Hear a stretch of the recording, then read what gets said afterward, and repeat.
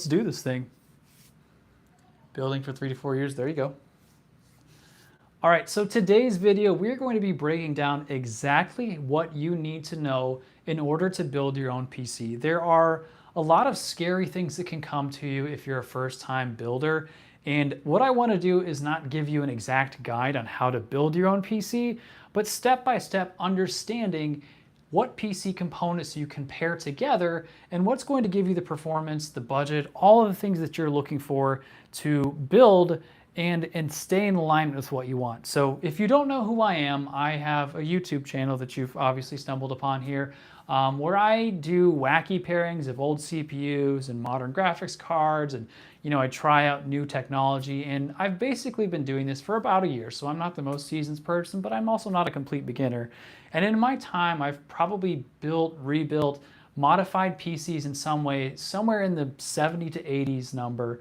So I've got some experience, and this video is just going to be giving you some of the tips and tricks that I've learned along the way so that you can build the PC that you're hoping for, whether it falls into being an extremely cheap, optimal PC, or aesthetically you're just trying to get the best thing, or you just want to know, like, I just need help figuring out, like, are these parts compatible? You can identify that for yourself. So if you aren't aware, this is actually starting out as a live stream that will be re-uploaded. So I'm going to engage with chat, to get some of their thoughts, their opinions, but we'll go through this step by step. And if you're not aware, also, I do have a membership that I've started. So, please consider checking that out, supporting the channel. Let's go ahead and get jumping into it. I'll talk to a little bit to the chat. We'll get into the parts and, how all of that works out. So here we go. So I'm going to go ahead and kind of just dive in for you guys. Actually, before I go over there, I want to talk to you about, like, there are, in general, I believe it's 7. So there's usually 7 different components that are required for a computer to work. And we're going to break down each of these and how you can understand the compatibility, what your choices are, and how you know if it's all going to work together. So the first one that I generally will start out with personally, and I think most people kind of agree, is the CPU, the central processing unit. I think it's processing or processor. I know that it's called a processor, but anyway. So the CPU is usually the first thing that most people pick. What this is responsible for is things like web browsing or turning the computer on, like, it's computational things. So this is not to be confused with the graphics card, which does a lot of the load as far as, like, loading in YouTube videos, loading up, a video editor, or getting into a video game, that kind of stuff. So they both go hand in hand, but a lot of times people will start identifying their system with a processor. Now, at the same time, though, when you pick out a processor, you have to make sure that you have a compatible motherboard. So I'll show you, I'm just giving you parts here. So this is what a motherboard would look like here. Make sure it does not fall out. This houses several of the parts of a computer. So this will hold a CPU, the processor. It's going to hold RAM, which would be the next part. So RAM, I don't know if I've got any laying around anywhere. Here, I'll just show you over here really quick. So RAM is this component right here. That is called random access memory. That is for, like, quick things to happen that the CPU kind of offloads. You'll have to forgive me. Some of my understandings of the components are a little jumbled, but I still know how they all operate and, like, put them together. So RAM would be the next step. So that's 3 of the 7. Usually, once you've picked out all of those, then you're going to be picking out, most likely, a graphics card. So a graphics card is going to vary in size. They can vary in power. They're going to definitely vary in cost. They are usually built based on, like, the number of fans they have and then, like, the performance. So you can have, like I had in my hand there, a dual fan, 2 fans. You've got single fans, and then there are cards that have triple fans. So I believe on my current PC, I've got a triple fan. Here, I'll lower you guys down a little bit really quick. So this one here, you might not be able to see it super well, but 1, 2, and 3 fans. So, that's usually the next part that most people end up picking out is, are you going to pick out a graphics card? That kind of stuff. So that's 4 of our 7 components. Hopefully you guys can see me here and I haven't messed it up. The next part, these are all important, but not like as important as the first four that we mentioned. I guess the RAM's also not quite as important, but we're going to break down all of this to help you determine like compatibility and all of that. So the next part that we'll talk about is a power supply. This is what is going to plug into your wall, to your outlet. It goes into a cable right here that'll go directly into a power unit supply. I'm trying not to say PSU, to the wall or whatever you're using to supply power that will give your computer power.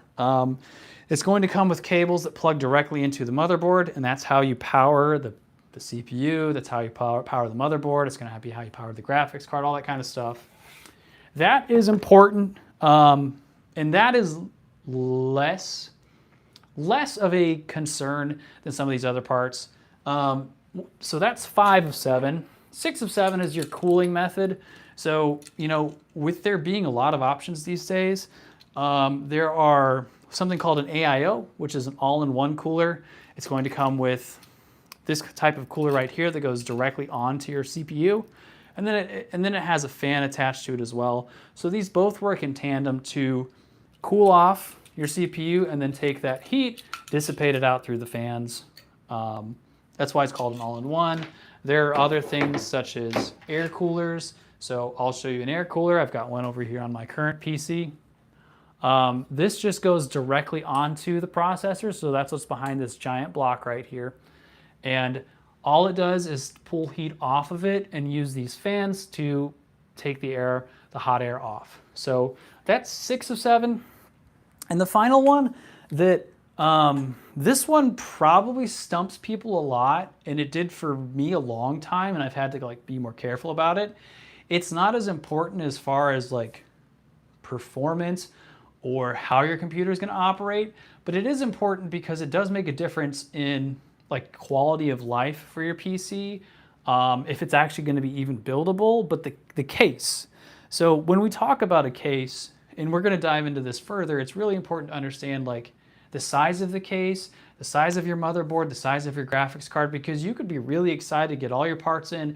And most of the time when you start building a PC, you start with like your motherboard on a box. So something like this. Usually you're going to start with your motherboard on a box. You'll put your processor in, your RAM, oh, I'm sorry, I forgot storage, you guys. I forgot an important part there. So you'll put your storage in there. So I guess we're at 8 parts. Sorry, 8 parts. So you'll put all of that in there. You go to put it in the case, and then you try to put your graphics card or something in there, and it doesn't fit. So cases are a lot more important than people think. Other part, storage. So you might be using a SATA SSD. This is an NVMe SSD. These are important because it allows you to store video games, pictures, files, anything that you download and store permanently on your computer is going to be on this device here. These are important because you need to understand if you're going to be a gamer, if you're going to be like someone that does a lot of video editing, if you're going to have a lot of files or whatever it might be, you might need a lot more space. This particular one is only 500 gigabytes. Let me see, make sure you guys can see that. At 500 gigabytes, it's not a lot. Back in the day, it used to be a lot more, but now files are really large. So, you know, again, we'll talk about that. So I'm going to go ahead and jump to chat really quick, try to catch up on all the things they've said, and then we're going to go directly into identifying the parts, how much you can spend on things, you know, just figuring out what all is going to work together. So let me look at chat real fast, guys. Tore apart his GPU. That's a hard thing to do. You don't trust AIO that much. 20 years, but that doesn't say much. 20 years is a long time watching it work. Steven, how are you doing, man? Volunteer work. You make some commissioned builds. There you go. All right, guys. So we're going to dive in. I'm going to show you some examples of how to identify like CPU, motherboard, all that, how it's going to be compatible. And for you to, like I said, feel empowered to purchase and build. This one won't tell you how to build a PC. Leave a comment if you guys want to like see a step-by-step guide on that. But this one will tell you how to purchase and make sure that you know what you purchase will work together. So gonna grab a drink real quick. Okay, so the first thing that we discussed is the CPU. So I'm gonna go ahead and bring you guys up here to my screen. And we're gonna check out what a CPU is, how to identify what it's compatible with, and potentially talk about like budgets and where you might want to see yourself fall in. I don't know if that helped. Okay, so let's just say you use a place called Newegg. You can use something called PC Part Picker, but this is kind of like a more in-depth guide, and PC Part Picker sometimes gets it wrong. So we're gonna go ahead and just type in CPU up here. You could just go here to menu and go CPU processor. But we're gonna take a look at some of these and discuss how something is compatible and why it's compatible. I don't think that light off helped you. Maybe it did, I don't know. So discussing processors here. So we've got a couple different numbers here. AMD Ryzen 7 9800X3D, Intel Core i9-14900K. So what I want to do is I'm just going to click on one of these and help you identify what this is and why it's important to know what it is. So AMD is obviously the manufacturer. You have AMD and then you have Intel. Those are the two processors that people purchase. I don't know if there are any out there that just are unknown, but to my knowledge, there's not any others. So that is the first thing that you can identify, is this is an AMD processor, which means when you go to purchase a motherboard, your motherboard has to be compatible with that. So let's just go ahead and, you know what, I'm just gonna get rid of that. So motherboards, AMD motherboard. So when you go to purchase a motherboard, there are a couple things you wanna look at here. So if you see this motherboard says Gigabyte Aorus AM5, AMD AM5. Here, let me scoot back so I'm not, there we go, AM5. The socket number, which is LGA set 1718, maybe the mouse will help you guys a little better. There we go. 1718 is going to help you identify what specific CPU that fits with. Now, when you come over to here, it doesn't say it directly on the screen anywhere here, but a lot of times if you scroll down on sites like Newegg, even eBay will have that. It's going to give you a spot somewhere on here. You'll have to forgive me. Where is it? I swear Newegg has it. I might be looking like a fool here. Where are the specs? Here we go. So underneath the specs, especially on Newegg, maybe I can bring you guys down a little here. So it's gonna say here, socket, AM5. A lot of times it will have the compatible, so compatible desktop chipsets. Right here, it's also going to tell you.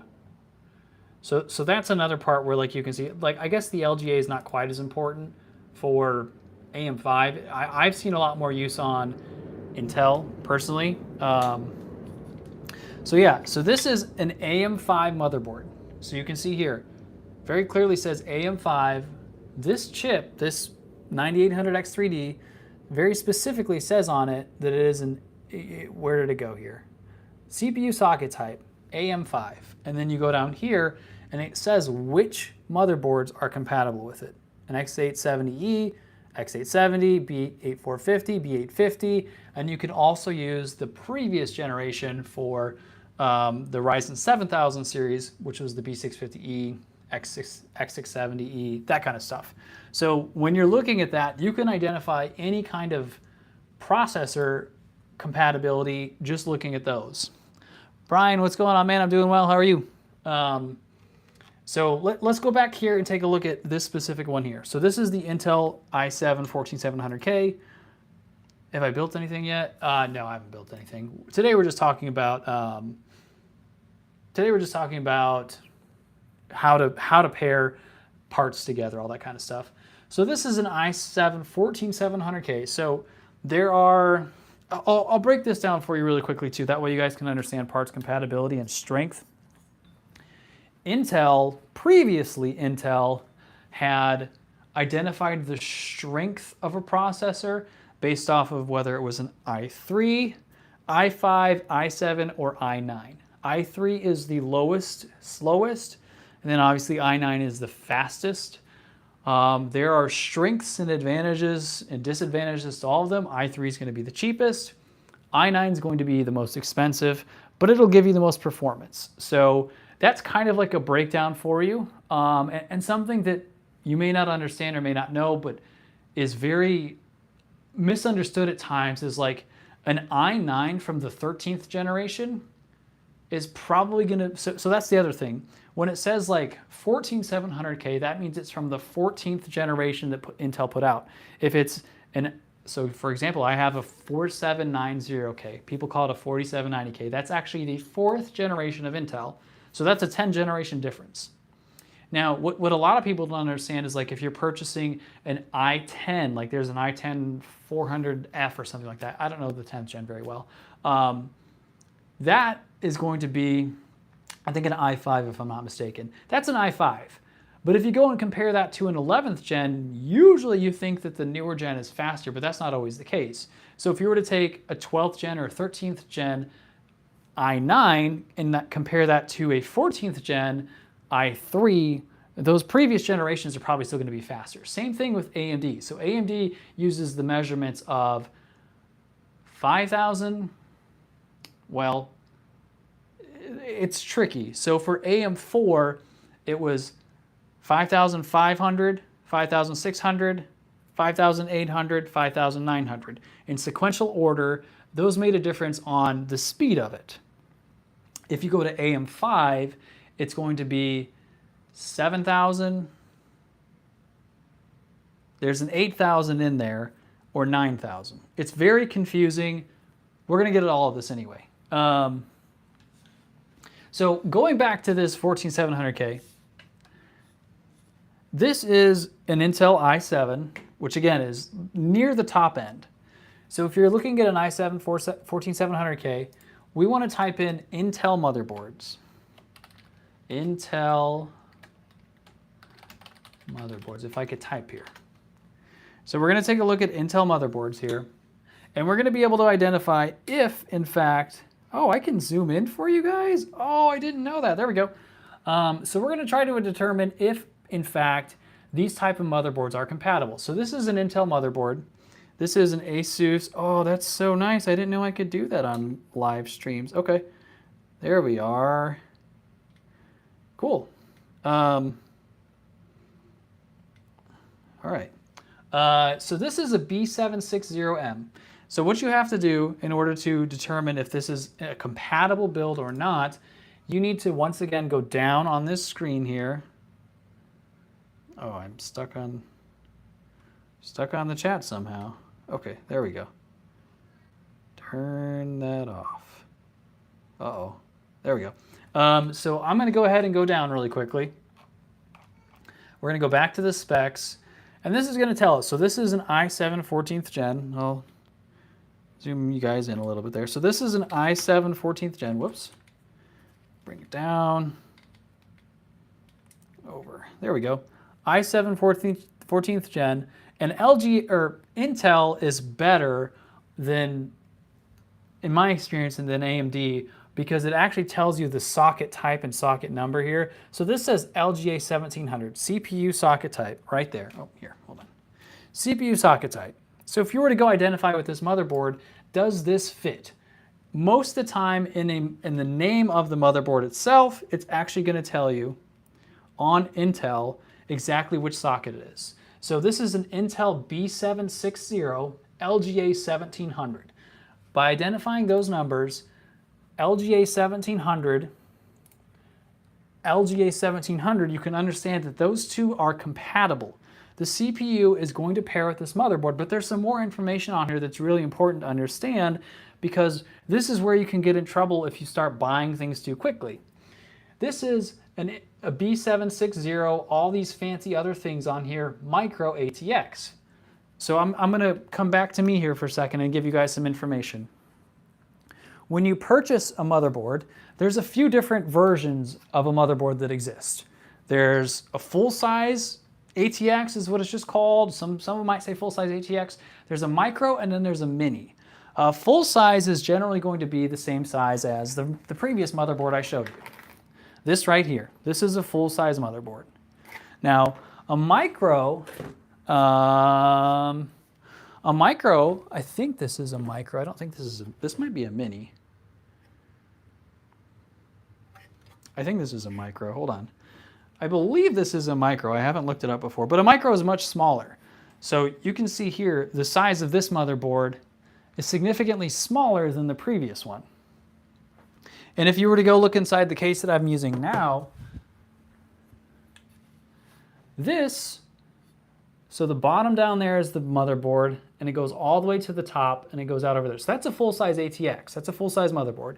So when you're purchasing those motherboards, this is where it goes hand in hand of the case and the graphics card really are important, because if you purchase something really small, so let me give you an example here. This is the PC that I'm going to end up giving away in a rock, paper, scissors tournament. This is a micro ATX motherboard.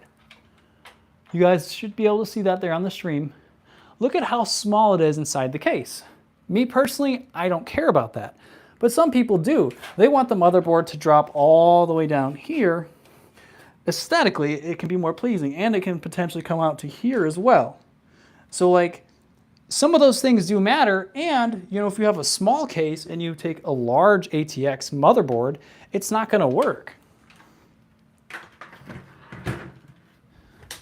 So it's important to identify and be able to understand these things when you're looking to purchase a computer and build it yourself, that there are meaningful things behind them. So that's another trick. Now I wanted to show you guys something that does matter as well, because there are some other factors that are going to influence your quality of life. So when we're looking at this motherboard up here, oh, am I caught on something? Here we go. Oh, my thing came undone. Hold on, guys. Oh, okay. All right. So when you're looking at this motherboard here, there are some defining factors that help you know the quality of life that you're going to get with that motherboard. So we're going to go back down here and go to the specs. And these are important things that I don't know if there's a lot of information out there. I think there's some. I'm out of breath here. So this is going to tell you, this is also where LGA motherboards, Intel motherboards are a little bit different because they're unique. So there's two types of RAM that are mostly relevant these days. I guess this one's only DDR4. So there's DDR4 RAM, which is, you know, a previous generation, and then there's DDR5. This motherboard is only capable with DDR4.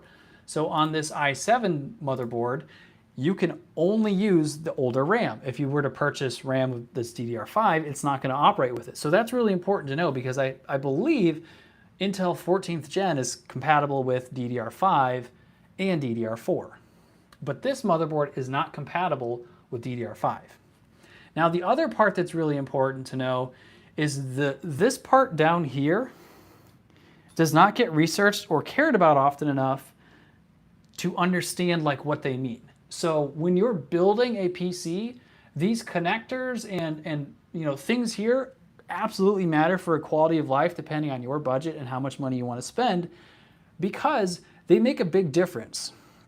So I know all of this is foreign, but what some of these mean is an addressable RGB Gen 2 header. That means there's 3 of them. So when you go to build a PC, let me take you off really quickly here.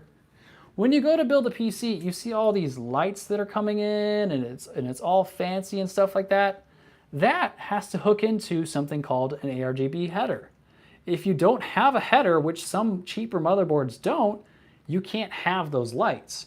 If you're going for aesthetics when you build a PC, that's important. The other thing is some motherboards might only have 1. So when you go to build it, there might only be like 1 way up here. This motherboard I think has 4 or 5. It's a nicer motherboard. And this right there, and then I think there's 1 down on the bottom here, all are RGB headers. Now why it's important to understand that is because if you're building your PC, when you do cable management, again, I'm sorry you guys, I'm probably all over the place on you here. When you do cable management, I'll show you here real quick. Actually, I'll go back to this motherboard. When you do cable management, if there's only 1 or 2 slots for the things that you need, it can be a real bummer to try and build it. So this is a lower end motherboard, and the reason I bring this up is because fan headers are really important.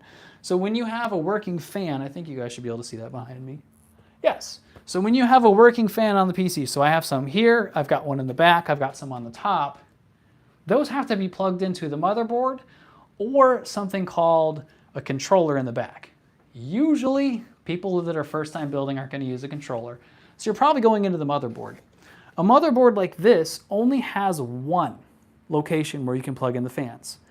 Every single one of those fans has a plug-in to it. So you have to learn something called daisy chaining to connect all of them together to get into one spot. If your motherboard has several places, so I'll show you a nicer motherboard now. If your motherboard has a lot more options to it, so I haven't actually looked at this one yet, but this is a nicer motherboard. It's got fans down here, here, and here. So just there are 3 spots for fans. Are there any more? There's 5. There are 6. There are 6 places for fans on this motherboard, all right down here. So that makes it routing a lot easier because when you start to look at a case, it makes a big difference. When you go to pull things through a case, we'll go back to this one again. When you go to pull things through a case, there's only so many slots that you can actually go through to get the PC or get the cables to the motherboard. So if you only have one spot like I had right there for the fan, that means that all these holes in the sides, in the bottom, I have to drag a cable through somewhere through here or here to get there in the middle of the motherboard. Thankfully, these have, you know, that nicer motherboard had a lot of options down on the bottom. Sorry, this is kind of hard to hold up. Down on the bottom so that I could plug it into spaces that were available there. So it's important to understand and identify what those plugins are called and how they're going to make your life easier. So again, back to some of them. All right, so back to some of these here. So it talks about it. There, on this specific motherboard, there's one 4-pin CPU fan header. The CPU fan header is the one that controls, oh, that's not very clear for you guys, is it? The CPU fan header is the one that controls the cooler that goes to your CPU. When you have a cooling unit, these fans up here and that fan right there operate separate of this. Because the CPU has a different temperature that it operates on, it needs to be cooled at a different rate. So it has one 4-pin CPU fan header, which is fine. Why do I have a piece of wood like anti-sag support? That is a building block because I don't have anything right now that I wanted to put in there to use for that. And it's temporary. I just put that card in there. I might put in a better one at some point. Anyway. So there are 2 things to identify when it comes to that. It only has one 4-pin CPU fan header, which is all you need, but it also doesn't have a pump fan header. So when you build, and I'll talk about that here in a second. So it has 2 4-pin chassis fan headers. So when I talked about like each of those fans has to go into a spot, that motherboard only has 2 of them. It has 2 total. So the other reason that like when you have CPU fan header, you want to see something called pump. I'll see if I can find one for you guys here. So let me make sure you guys can actually see this here. There should be one right here. Do you see AIO pump? That allows an AIO to go into it. So these operate differently. This is again an AIO. These operate slightly differently because this will not work. This pump right here will not work most of the time on just a fan header. Sometimes you will need the AIO pump, or it'll be separate. Like you might, anyway, if it has the AIO pump, that's preferred. Someone might correct me and say you don't really need it, but from my experience, it does help. So anyway, other things to look for, if it's a cheaper end motherboard, which I believe this one is, based on the price and what I'm seeing on it so far, it does, so it has, that is a lot of glare, huh? Does that make it any better? No. There we go, that's a little better for you guys. So it has the Gen 2 headers, the addressable RGB.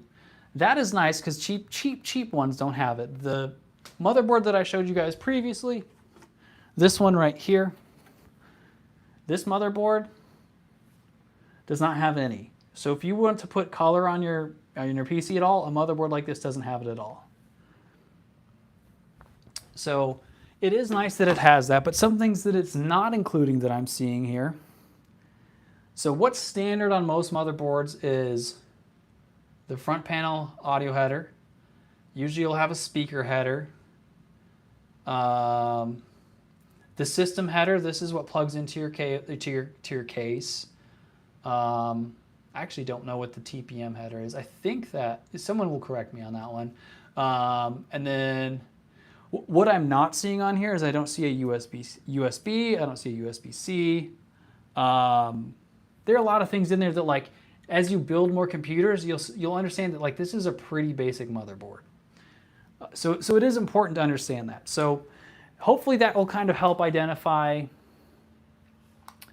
Although that went out a lot further than I thought. That will help you identify, like, the importance of a motherboard and a CPU. When it comes to RAM, RAM is not as big of a deal as it once was. So I talked about there's DDR4 and there's DDR5. There's even DDR3. Let me pull out a stick and show you guys really quick. Sorry, I'm out of breath over here. I'm talking so fast. So when you go to purchase RAM, it will say when you purchase that RAM kit, if it's DDR4, if it's DDR5, or DDR3. This is a DDR4 kit. And it will say it when you purchase it on the website. So this is DDR4, and it says it right here. Oh, hold on. DDR4 3200, and this single stick is 16 gigabytes. Now, why that matters is because we looked at the motherboard specs, said it only took specific RAM, which was DDR4. Some of the Intel motherboards will take DDR4 and DDR5. But if you go AM4, so that means that you went the previous generation of Ryzen's AMD CPUs, they all take this kind of RAM, DDR4. If you go AM5, they take DDR5, which is in that PC over there. That one also takes DDR5. So it's important to identify what type of RAM it takes. The more you do research and learn, you'll just kind of understand, like, if it's more modern, it's going to take DDR5. If it's a little bit older, it's going to take DDR4. And if it's on DDR3, it's probably not worth your time purchasing unless it's like the i7-4790K, which is still beginning to kind of show its age. Brian, that GPU looks nice. I will tell you guys a story about that too, because yeah, there's a story behind that. Sorry, I'm not keeping up with chat, you guys. I'm trying to get all this out because I know that, like, some people are actually going to click on this and want to hear all of it. So I appreciate all of you guys. So all those factors are really important. And then we talked about it earlier, the storage. So depending on the type of PC you buy, if you buy anything that's come out within, like, the last probably 7 years, you're most likely going to be able to use an NVMe SSD. So there's two different types that are used more now. There's hard drives that exist. They're not used as commonly, and if you're building a PC for the first time, you're probably not going to care about that. But this is an NVMe SSD, and this goes directly into a motherboard. So in this slot right here, the NVMe will go into this spot. Now, why some motherboards matter more than others is, let's say you buy a 1 terabyte of this. So you have 1 terabyte of storage on your computer. Some motherboards only have one slot that they'll fit into. So, for example, this motherboard here only fits one. Now, that might not matter to you because you're going to buy a 4 terabyte part of storage and you'll never need to upgrade it. But if you buy, let's just say, a 1 or 2 terabyte and you're starting to find yourself running out of memory, it does actually make a difference on the amount of those that are capable in your motherboard, because you might want to add one later. So we'll go back to a nicer motherboard here. This one here actually has, I haven't opened it up yet, but I believe it has 3. So right here, this is a storage spot, and then right here, I believe, comes with 2. So this would be your primary one, and then this would allow you to put 2 more NVMEs in. Some of them will even have one on the back. I don't think this one does, but some will have a 3rd or a 4th or a 5th. That's not as common. Now, when you go to purchase an NVMe, it's unlikely that it'll matter to you as much unless you're going to spend more money, but there is a difference. I guess I don't need to show it. There's Gen 3, Gen 4, and Gen 5. Gen 5 is the latest, probably unaffordable. I think like a 2 terabyte is probably like $500 or $600. Gen 3 is a little bit slower, but for most, you're not even gonna notice. So that's storage. We've kind of talked about RAM. Oh, I guess RAM, the other thing that might matter. When you're purchasing RAM, there are gonna be special features that come with them.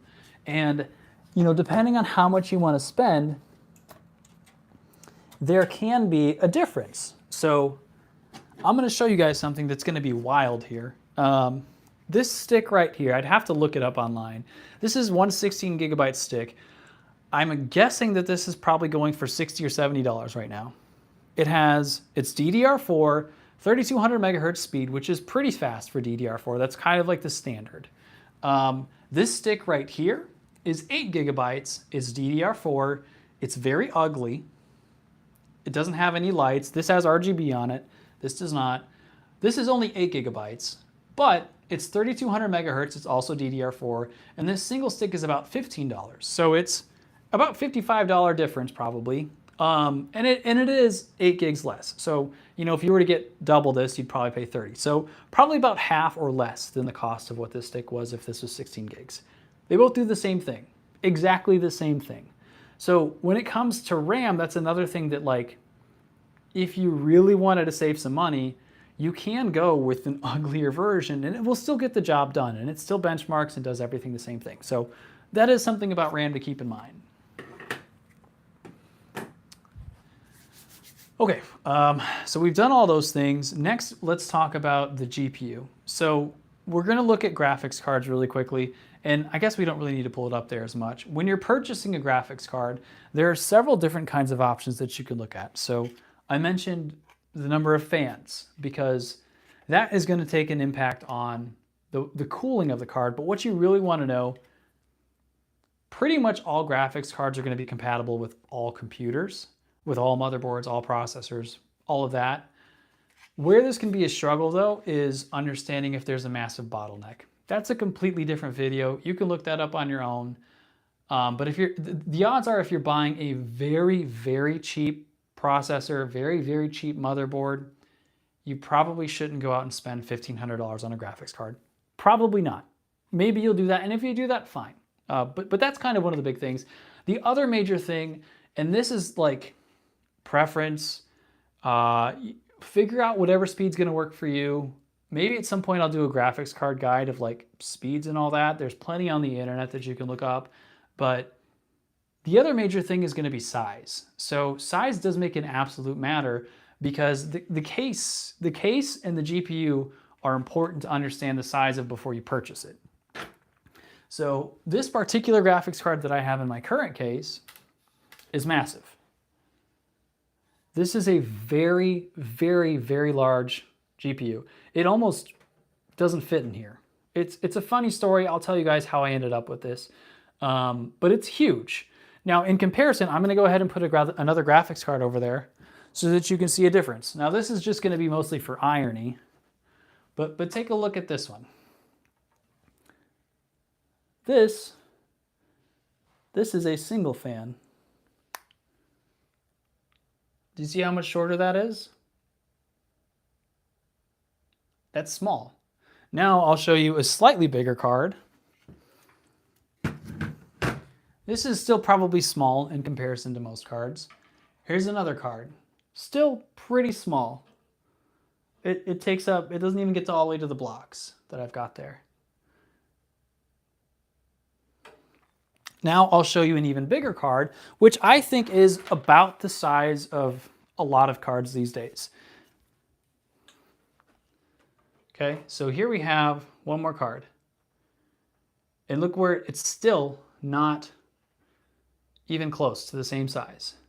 So why that matters is if I were to purchase this card, and funny enough, I think that person is still in the chat here. I'm not sure if they are. They might have had to go to work. But if you were to purchase this specific card right here, up there, if you were to purchase this specific card right here, And then you were to buy a small case, like, let's say you bought this case right here. Let me move some of these things out of the way real quick. So I want you guys to come in over here and I'll show you. So if we were to buy a case of this size, I'll take you guys off the tripod here. I'm gonna line this up with you real quick. So this case is now at the very edge of that computer. You can see it's lined up. And now it's pushed off back. Look how far this specific card would be sticking out of this case right here. Do you see? That GPU wouldn't fit in there, which would be a really big disappointment if we were to go and purchase all of those components. We'd built this entire PC, assembled it, and then we tried to put that graphics card in right here, and it wouldn't fit. It wouldn't fit.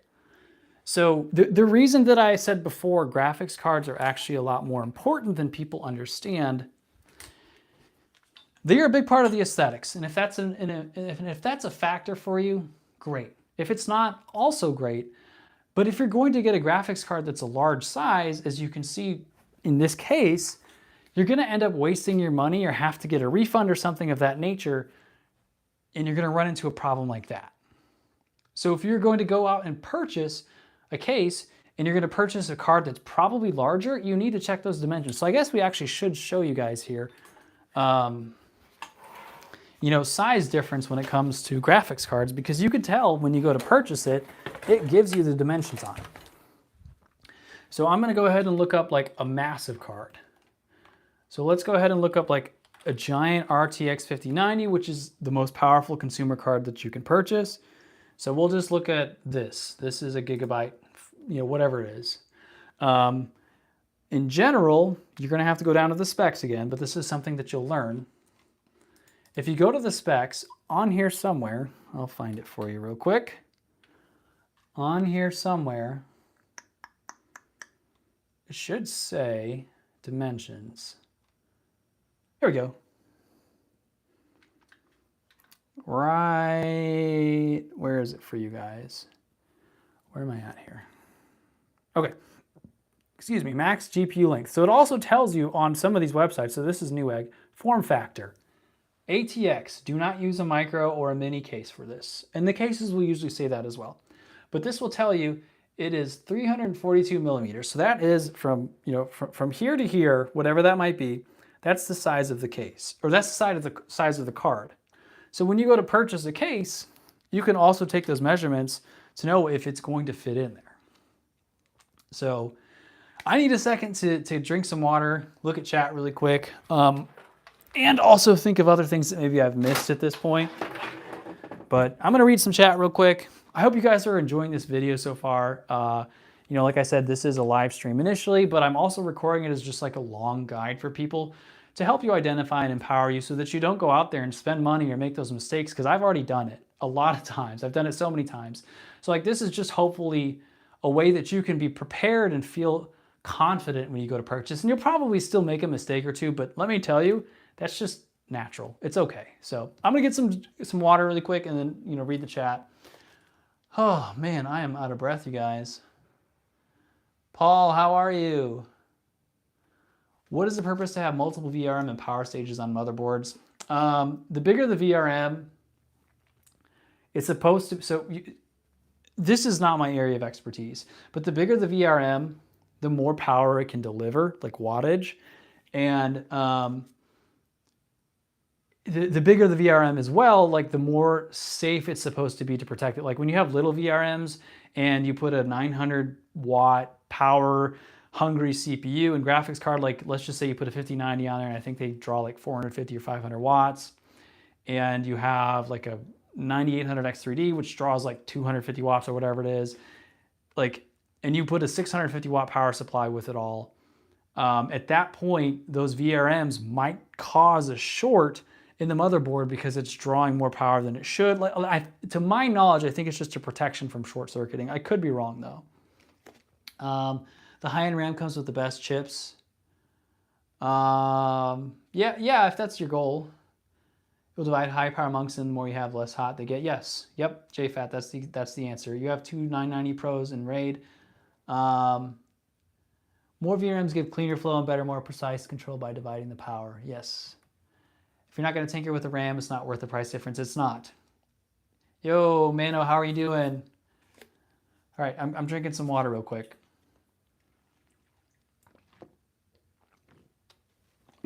Oh. And that is only for the 12 volt or 5 volt and 3.3 volt too. I don't know. I don't know. I think it's just all of it. I could be wrong, but I think it's all of it. Someone in the chat will probably correct me and figure that out a little more.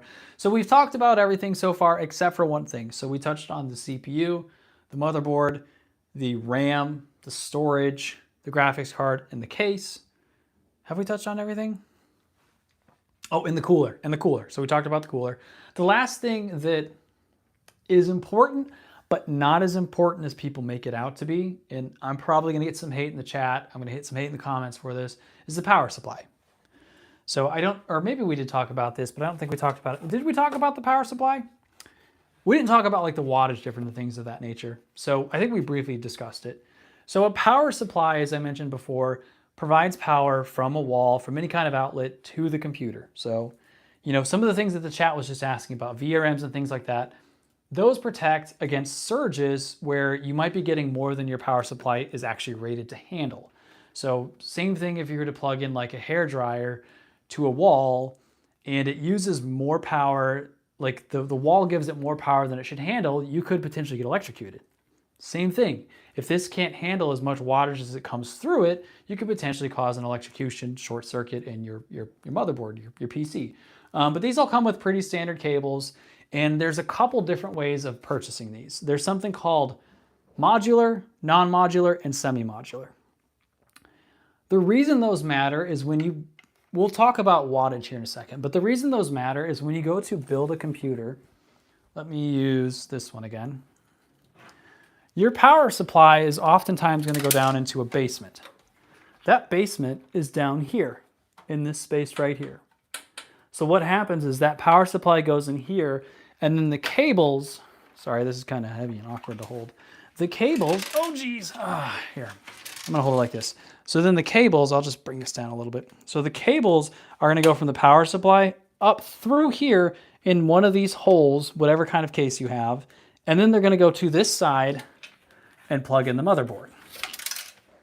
Now, the reason that it's important to understand if it's modular, non-modular, or semi-modular is that is a type of cable that is either always connected to the power supply, some of them are connected, or none of them are.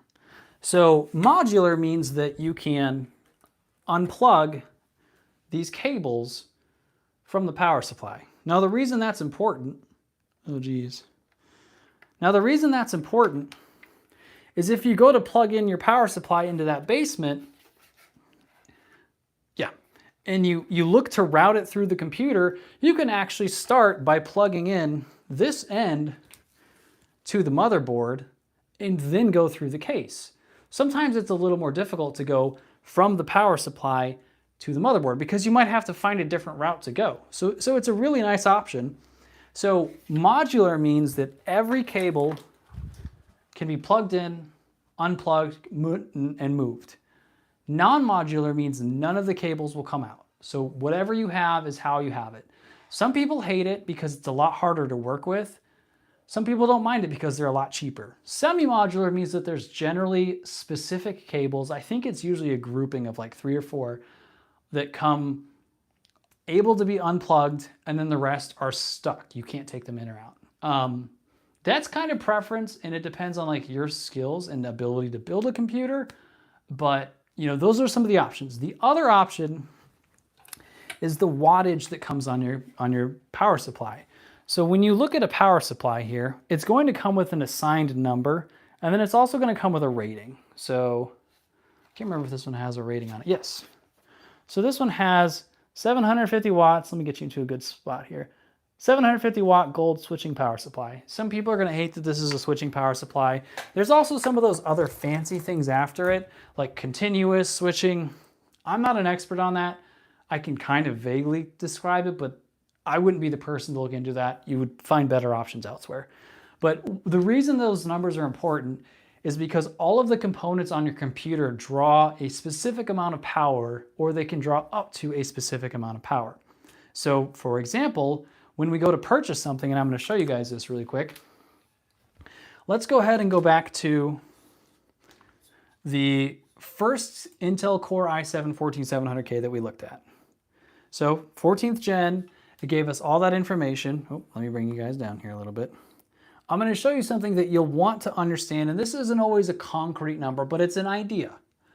So when you go to look at this, it's going to show you a max turbo power.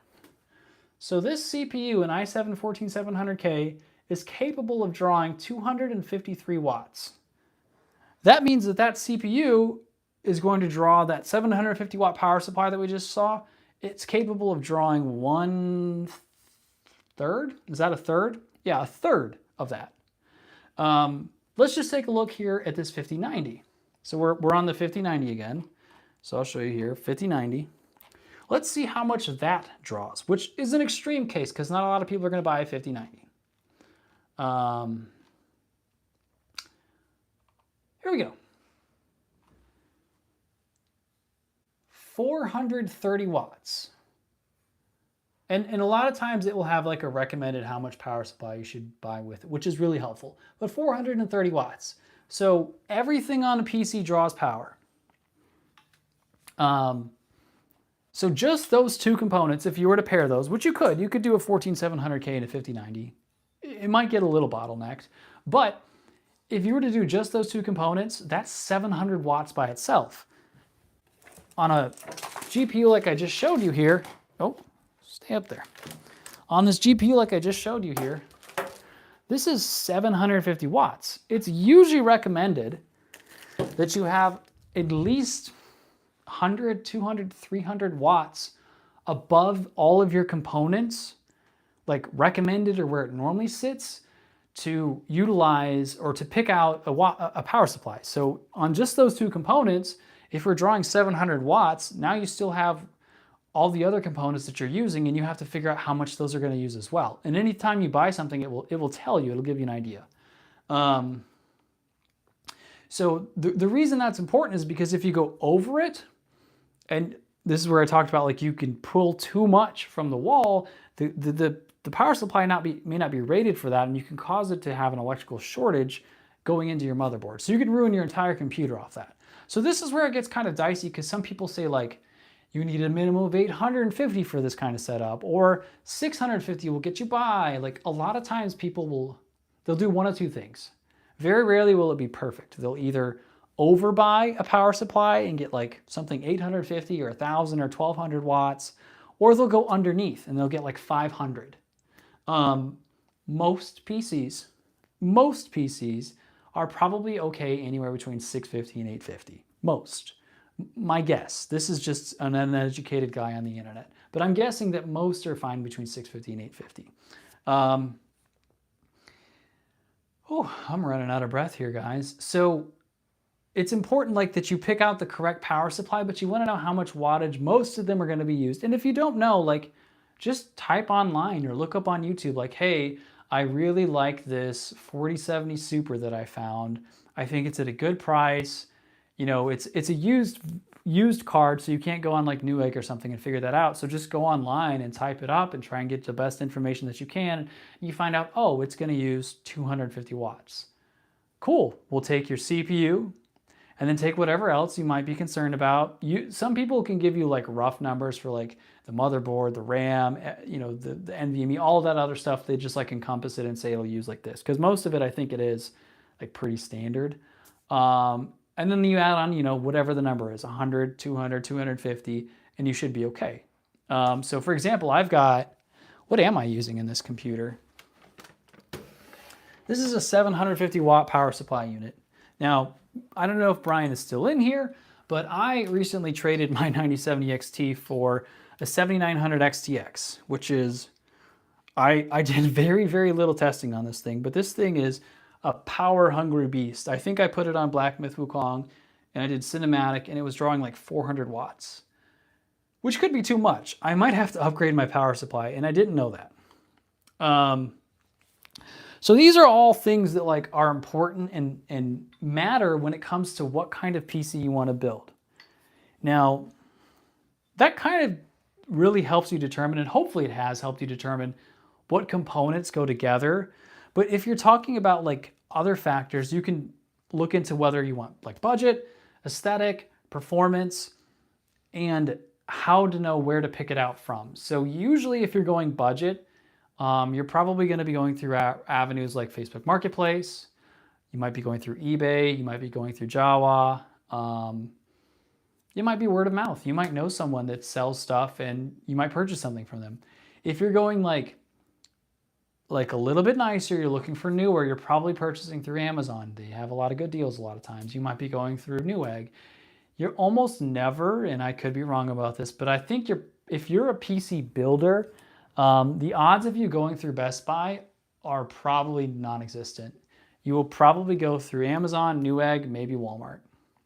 Those are usually the options if you're going to build from scratch. Sometimes like if you're looking to buy a pre-built or like pull parts from a pre-built, you can find crazy deals just with some random companies. Costco is a really great place to get deals. Like if you don't want to purchase or build your own PC, sometimes they have great sales. Walmart is another place that can, not as often. And then there's like all the, OEM, build their own stuff. Usually I would try to avoid a company that like makes their parts. And when you're looking to purchase a PC, like this is a little bit of a tangent, but like if you're looking to purchase a PC that's been built already from a company, make sure it's parts that come off of a shelf. And then what that means is like you could go purchase those parts yourself and put that PC together. One that's really bad and really, really hard to fix all their problems is Alienware. If you go buy an Alienware PC, a lot of their connections and things are proprietary. So for example, on every motherboard of every existence, this is the main motherboard power connector. It's called a 24-pin. This will go into a part of your motherboard and it powers it. On Dell, they don't use this same cable. They use a different one. So if you want to go put a new power supply in or something, you can't use something from off the shelf. You have to buy a proprietary part from them. And they do a lot of their parts like that. So just be aware of that. Running out of breath here, guys. Should be about backup power supplies, surge protectors. Surge protectors are important too. But it's one of those things where it's like anything in life. If you're going to buy something like that, you have to do the cost versus risk analysis. Your dad's going to retire from service soon. I can't afford such expensive GPUs until I get a job for yourself. I mean, that's okay. You can buy cheap GPUs. The RX 580 is $70-$80. I've got tons of videos out on that if you want to try that. The 1660 Super is still a very viable card. You can pay $100, $120 for that. So yeah, that kind of encompasses what it's like to build a PC and how you can pick out your parts. If you want, I'll run through a couple builds. If you're still hanging out watching this video, still curious, like I'll run through a couple builds that show you like where price points could potentially be, some things that like might go together. But I would still, the part of PC building that like PC enthusiasts and the PC master race really enjoy is it's like adult Legos pretty much. You get to pick everything out, you get to create it, you get to make it your own way, and then you get to tinker with it. For some people, even more than using the PC or gaming or doing whatever you're doing with it, they just like building it. And then they want to take a part out and put a new part in. Excuse me. So like, it becomes something that's really fun, especially if you've never done it before. So you get a free PC for price of RAM. Yeah, that's true. So I'll show you guys like some examples of like things that I would build, recommend, and we'll just run through some really quickly. 1080 Ti for you if you pay the delivery costs. For me? Or are you talking about, or that guy? I mean, I would pay the delivery cost for a 1080 Ti if you're in the States. Heck yeah. Okay, so some of the things that I would recommend if you're on a budget. So if you're on a budget, a lot of times you're going to want to purchase, and you saw, this might be the exact same motherboard I just had.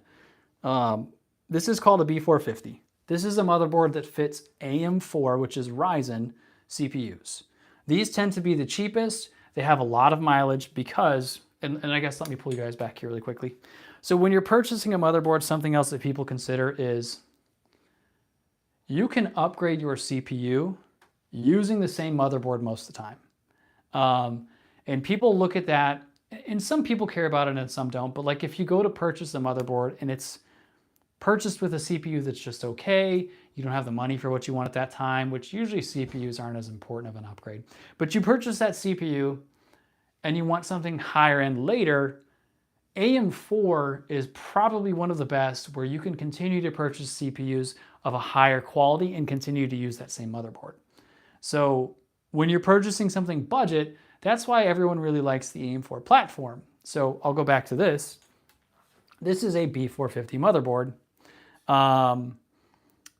This is a very interchangeable motherboard. So it's compatible with, someone's gonna have to help me out here. Wasn't it like 1300 series, 3000 series, 5000 series? So I think it was like whatever, the 1000 series, 3000, 5000. So it went through 3 different versions of AM4. And what that means is, when I say different versions, is there was like, what, 6 or 7, 8, however many processors per generation that could fit into these types of motherboards. So massive, massive gain if that's something that you're interested in. Now, if you were to purchase something like this, the next option would be to go and buy eBay, used, depending on your budget. Oh, that's not what I meant to type in. Depending on your budget, the next option might be to purchase something like a Ryzen 5 5600X. This CPU right here. So you can usually get a motherboard. It's not always going to be a nice motherboard, but this one right here in specific is $76, guys. $76. That's for the motherboard. For a Ryzen 5 5600X, this is a good condition off of eBay. I don't know if it's a buy now. Is it a buy now or is it a, yeah, it is. You can buy it now for $117. Still a very solid CPU. It can pair with pretty much every GPU that exists, and you're only going to see minimal bottleneck if you're going up to like a 5080 or 9070 XT or something like that. So quality. At this level, you know, if you're looking for a GPU, you're probably going to want to go with like a used 3060 Ti.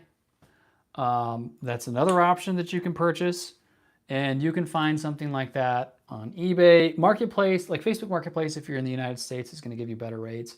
But look here, if you don't care about the aesthetics, this is a $210 GPU. 3060 Ti still gives you great performance. I have one that I've tested. It's going to be in my giveaway PC that we're doing in December. Still a great card. I think it's still the most used card on Steam, if I'm not mistaken. So $210, $116, and $76.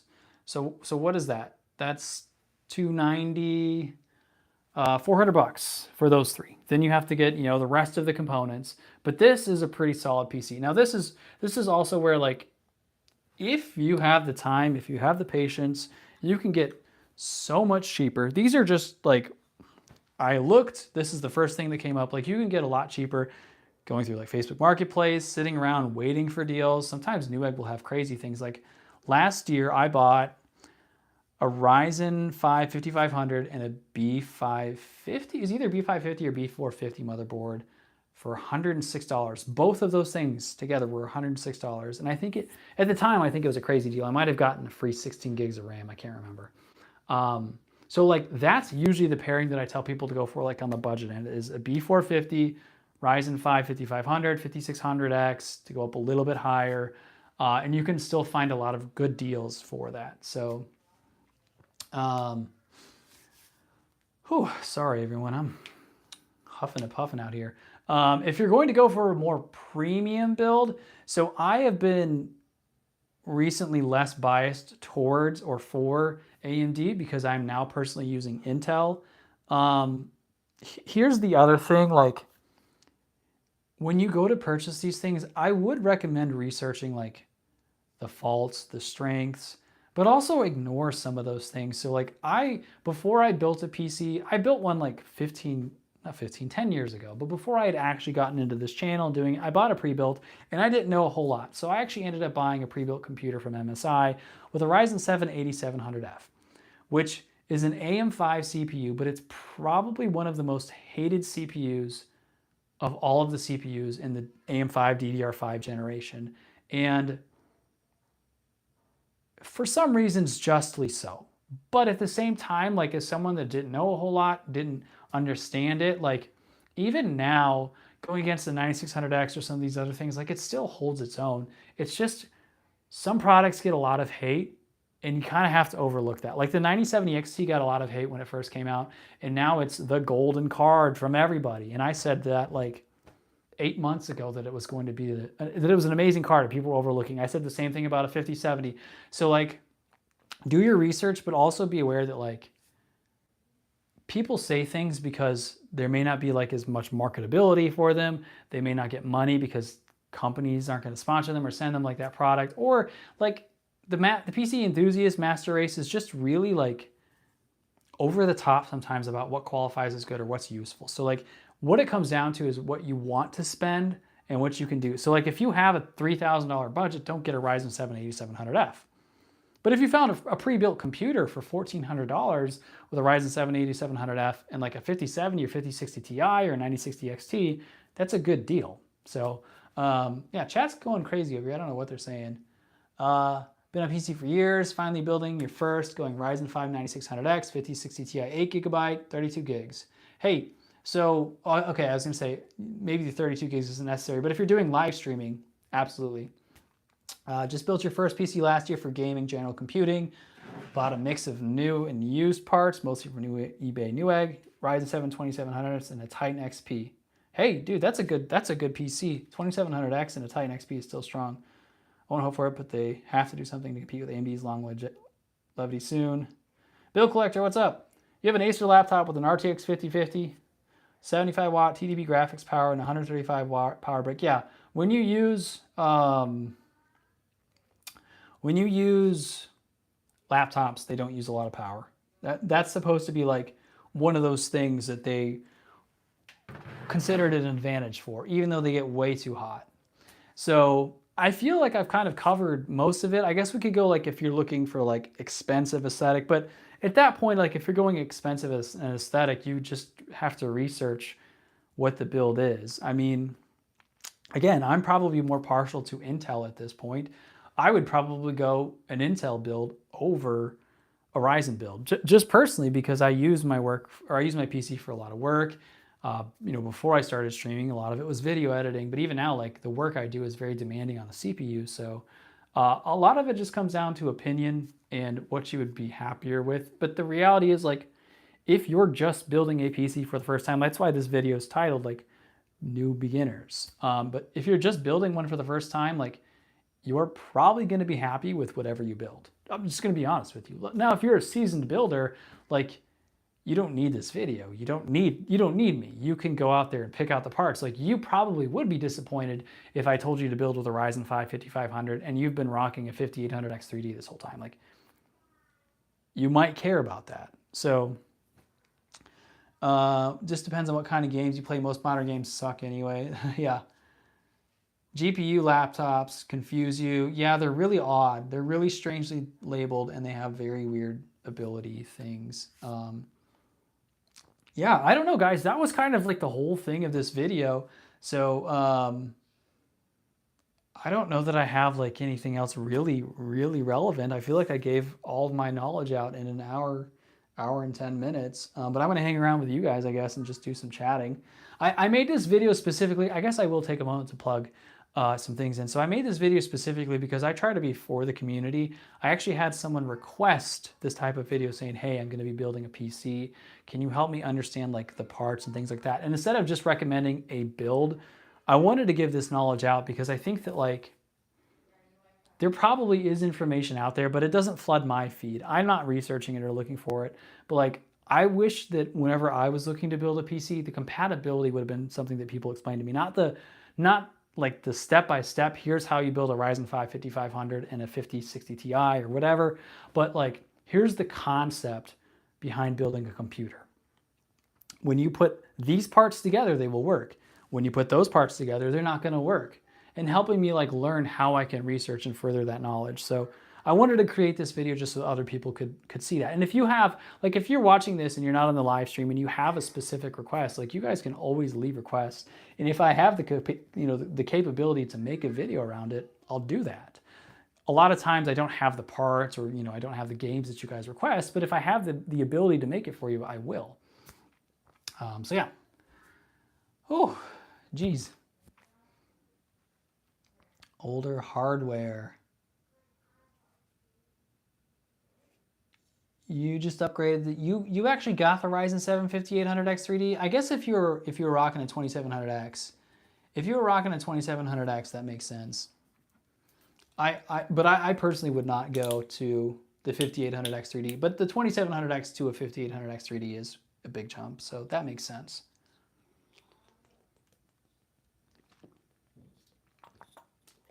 Okay, so a couple minutes of telling you guys some things that are going to be coming up because I mentioned some of this before. So first thing, if you guys are not, if you're in the United States, if you're above the age of 18, I have a newsletter. You can be subscribed to it if you're not as well, but like it updates you of upcoming content. So I tell you guys in advance, like this is the type of content I'm wanting to do. Here's some of my thoughts. I even asked like, what kind of games would you like to see? I've got an option between these two graphics cards. What would you guys like to pick? That kind of stuff. But a couple updates. So on the newsletter, I'm actually going to be hosting a tournament, a rock, paper, scissors tournament in my state that I'm in to win a 4790K PC. So it's going to be, I finally have the funding to purchase the SSD, but it's going to be this PC that you guys already saw right here. We're going to be putting a 1660 Super in it. So this specific graphics card right here, it's going to be probably 1 terabyte of storage, most likely. But I'm going to host a tournament to give that away. It's still a very capable PC. I actually like the 4790K. We're going to be hosting a tournament for that. It's a rock, paper, scissors tournament in Oklahoma. I think I talked to my wife and we're probably going to shoot to do that on the 12th or the 19th of September, probably. But if you follow the newsletter, I'll link that to you guys really quick. Or actually, it's in the description, but I'll give it to you guys really quick. If you follow the newsletter, I will put that information on there. You can sign up, be a part of it. We're going to be doing that. One of those dates, I have to get the venue reserved, put the PC all the way together. Rock, paper, scissors tournament. You have to be 18. And you obviously have to be in the United States because I guess unless you want to fly over from like another country or something. So there's that option. Other thing, so Thursday, I have a really exciting stream for you guys. I have a friend that's going to be coming to join me on the stream. You've probably seen him here in the comments a couple times. He is going to be joining me to do a build off. So he's a much better PC builder than I am. But we're going to have a competition to start the builds at the same time, see who can finish. I probably won't have us do cable management because, come on, that's tedious and that's like a personal thing. Like you can be done or you can not be done. So we're going to I think we're probably going to have it where we put it together, see who can get it powered on first. Everything working. I don't know if we'll see who gets it to post because troubleshooting can be a pain in the butt, and it should post anyway. It's all parts that have worked. So that one I'm really excited for. So if you have the time, it'll probably start around noon to 1 most likely. But we're gonna have a friend over for that, and I'm really excited for that. Some more upcoming content that we're gonna be doing. I did get a new graphics card that I wanna try out for you guys. So I mentioned earlier, we got the 7900 XTX. I'm gonna be doing some benchmarking of that. I don't know when or if that's going to be coming up soon. I forget, so the newsletter does tell you all the stuff, and I forget what other things I said that are on there. I also should be getting a 1070 that I'm going to get to borrow and test out, so I'm going to be doing some content with that. And then there's something that I'm missing, but I can't remember what it is. I don't know. I am doing a membership here now on the channel. Oh! Last week, I ended the week. I guess I didn't end the week, but it was near the end of the week. We had a CPU with some bent pins, unfortunately. So RIP this motherboard. I've got someone in my community that's just amazing, just an amazing person, and this is actually how I got the 7900 XTX. We did this crazy trade. This guy's just super supportive, a good friend at this point.